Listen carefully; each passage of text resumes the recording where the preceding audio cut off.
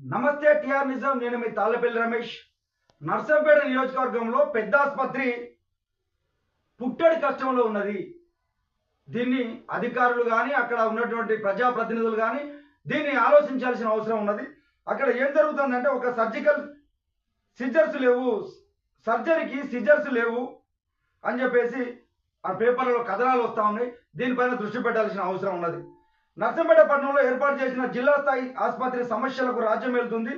ఎంతో మానవత లక్ష్యంతో సుమారు 72 కోట్ల వ్యయంతో మెడికల్ కాలేజీకి అనుబంధంగా ఏర్పాటు చేసినటువంటి పెద్ద ఆసుపత్రి సరైన సేవలు అందించక రోగులు ఇబ్బందులు పడుతూ ఉన్నారు. 2024 సెప్టెంబర్ 19న ప్రారంభమైన ఆసుపత్రిలో నేటికి కనీస సౌకర్యాలు లేవు అని చెప్పేసి అంటూ ఉన్నారు. అలా ఓన్లీ గైనకాలజిస్ట్ తప్ప వేరేటువంటి లేవు అని చెప్పేసి ఆడ అంటూ ఉన్నారు. కాబట్టి దీనిపైన అక్కడ స్థానిక అధికారులు దృష్టి పెట్టాల్సిన అవసరం ఉందని చెప్పేసి టిఆర్ నిజం నుంచి గుర్తు చేస్తాను.